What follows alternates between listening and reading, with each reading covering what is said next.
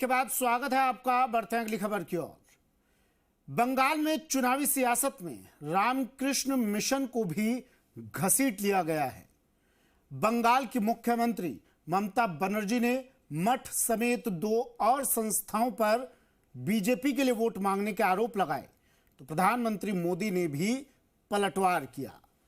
क्या है पूरा मामला, देखिए हमारी ये रिपोर्ट।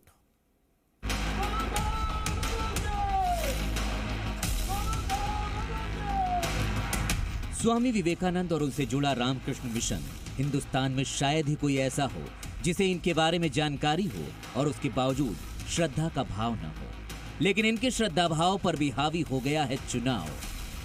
बाकायदा चुनाव में स्वामी विवेकानंद का बनाया गया रामकृष्ण मिशन चुनावी दांव का हिस्सा बन गया है। जिस मिशन को अध्यात्म, हिंदू कर्म और उच्च शिक्षा और राष्ट्र धर्म के कर्तव्यों से जुड़ा माना जाता रहा है, चुनाव के बीच ममता बनर्जी ने उसको भी चुनावी अखाड़े में उतार दिया है। बाकायदा सवालों के घेरे में है, गंभीर आरोप लगाए हैं। दावा किया है कि रामकृष्ण मिशन के लोग बीजेपी के लिए वोट की अपील करते हैं और इसीलिए ऐसे लोगों को वो संत नहीं मानती हैं। आसानसोले एक रामकृष्ण मिशन आछे, आमी रामकृष्ण मिशन के की हेल्प करिनी। सीपीएम जखन खाबार बंद करे दिएछिलो, दिल्ली थेके निर्देश आसे बोले बीजेपी के भोट देওয়ার জন্য বলো, কেন করবে সাধু সন্তরা এই কাজ? কিন্তু রামকৃষ্ণ মিশন ভোট দেয় না কোনোদিনও, এটা আমি জানি। তার আমি অন্যকে কেন ভোট দিতে বলবো? आरोपों की पूरी कहानी समझिए।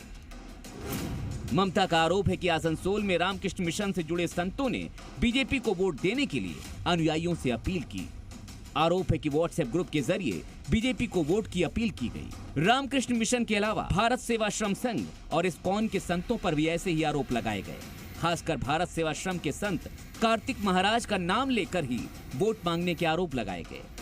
पार्टी पर आरोप लगे तो बंगाल के पुरुलिया की रैली से प्रधानमंत्री नरेंद्र मोदी ने ममता पर तगड़े जुबानी बाण चलाए। उन्होंने आरोप लगाया कि ममता बनर्जी ने भारत का मान बढ़ाने वाले स्वामी विवेकानंद का अपमान किया, उनके मठ के लोगों को धमका रही हैं।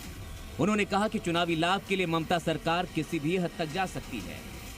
रामकृष्ण मिशन, इस्कॉन, भारत सेवाश्रम संघ, ये हमारे बंगाल की आध्यात्मिक पहचान है।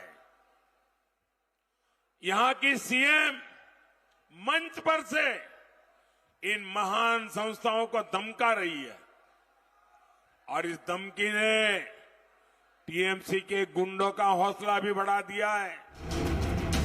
रामकृष्ण मिशन एक गैर राजनीतिक संस्था है और उस पर कभी भी किसी राजनीतिक दल को सपोर्ट करने के आरोप नहीं लगे।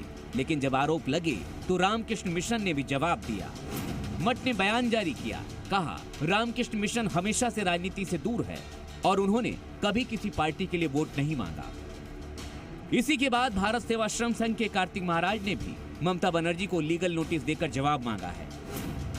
नोटिस में लिखा गया 48 घंटे के भीतर ममता बनर्जी को निस्वार्थ माफी मांगनी पड़ेगी। चुनाव में कौन सा दल कब किस मुद्दे को चुनावी दांव बना दे पता नहीं लगता, लेकिन कब कौन सा मुद्दा बैकफायर कर जाए इसका खतरा भी जरूर बना रहता है। ब्यूरो रिपोर्ट, जी मीडिया।